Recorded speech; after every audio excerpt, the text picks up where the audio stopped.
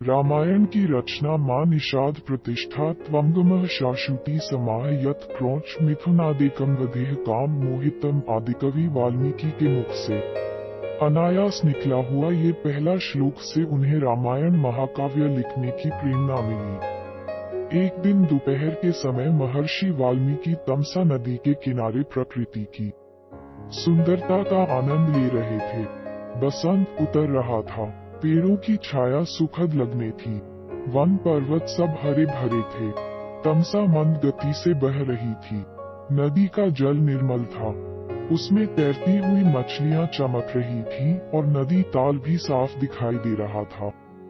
हरे भरे वन में भांति भांति के पक्षी कलरव कर रहे थे। नदी के किनारे लंबी चोंच वाले चटकीले रंग के पक्षी एक पांख में ध्यान लगाए बैठे थे।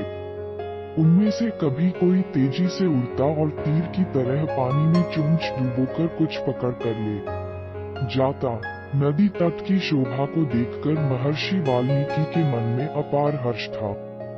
सहसा उनके कान में क्रौच पक्षी की सुरीली ध्वनि पड़ी। आंख उठाई तो देखा क्रौच पक्षी का एक जोड़ा नदी तट पर कलोल कर रहा है। क्रौच कभी चोंच से एक दूसरे के पीठ सहलाते, कभी थोड़ा सा उड़कर वे इधर उधर बैठ जाते और फिर पास आकर खेलने लगते। महर्षि वाल्मीकि को ये क्रौच बड़े प्यारे लग रहे थे।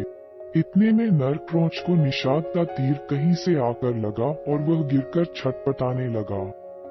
पति की यह दशा देखकर क्रौच बड़े करुण स्वर में रोने लगी। क्रौच मिथुन की यह दशा देखकर ऋषि का हृदय करुणा से भर गया।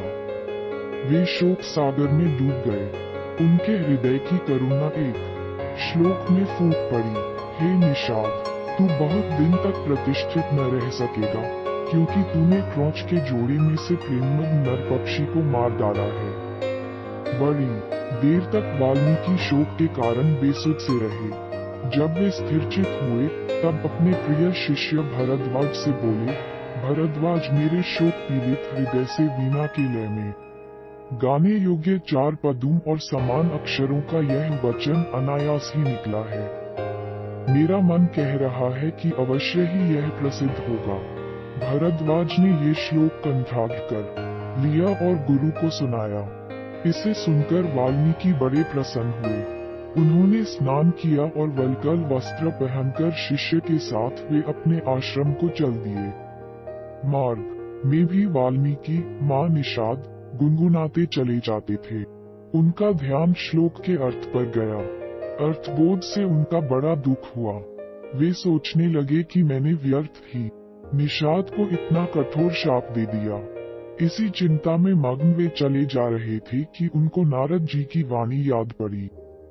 एक बार नारद जी से उन्होंने पूछा था, हे देवर्षि, मुझे किसी ऐसे पुरुष का नाम बताइए जो गुणवान, बलवान और धर्मात्मा हो, जो सत्य पर दृढ़ रहता हो, अपने वचन का पक्का हो, सबका हित करने वाला हो, विद्वान हो और जिससे बढ़कर सुंदर कोई दूसरा न हो। नारद जी ने कहा था कि ऐसे एक ही पुरुष को मैं जानता हूँ। वे इक्ष्वाकु वंश के राजा दशरथ के पुत्र राम हैं। वे सब तरह से गुणवान और रूपवान हैं और जब क्रोध करते हैं तब डर के मारे देवता और दानव भी कांप उठते हैं। वाल्मीकि को ये सब बातें याद पड़ी और रामायण की जो कथा नारद जी ने संक्षेप में सुनाई थी वह भी उनको याद आई। यह याद आया कि देवर्षि देवलोक को आकाश मार्ग से किस अद्भुत गति से चले गए थे। जब महाराज रामचंद्र की कथा वे दोहराने लगे तो सहसा मां निषाद श्लोक का एक दूसरा अर्थ उनके मन में आया है। माधव रामचंद्र, तू अनेक वर्ष तक राज करेगा, क्योंकि तूने मंदोदरी रावण जोड़े में से कामपीड़ित रावण को मार डाला है। यह अर्थ मन में आते ही उनकी चिंता मिट गई, परंतु मां निषाद श्लोक उनके मन से नहीं निकला। वे उसे प्रायः गुनगुनाते रहे। एक दिन वाल्मीकि जब ध्यान में बैठे हुए मां निषाद गुनगुना रहे थे, सृष्टि के रचयिता ब्रह्मा जी ने उनको दर्शन दिए। ब्रह्मा जी बोले, ऋषिव, मेरी ही इच्छा से यह वाणी अनायास आपके मुंह से निकली है और श्लोक के रूप में इसलिए निकली है कि आप अनुष्टुप छंदा में महाराज रामचंद्र के संपूर्ण चरित्र का वर्णन कीजिए। श्री राम की कथा संक्षेप में आप नारद जी ने सुन ही चुके हैं। मेरे आशीर्वाद से राम, लक्ष्मण, सीता और राक्षसों का गुप्त अथवा प्रत्यक्ष सब वृतांत आपकी आंखों के सामने आ जाएगा। जो आगे होगा वह भी दिखाई पड़ेगा। अतः जो आप लिखेंगे वह यथार्थ और सत्य होगा। इस प्रकार आपकी लिखी हुई रामायण इस लोक में अमर हो जाएगी। इतना कहकर ब्रह्मा जी अंतर्धान हो गए। वाल्मीकि श्लोकों में श्री राम के चरित्र का वर्णन करने लगे। सब श्लोक मधुर और सुंदर थे। उनका अर्थ समझने में भी कोई कठिनाई नहीं होती थी।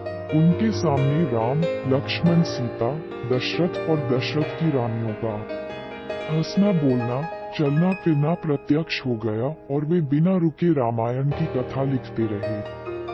24,000 श्लोकों में उन्होंने पूरी रामायण लिख डाली।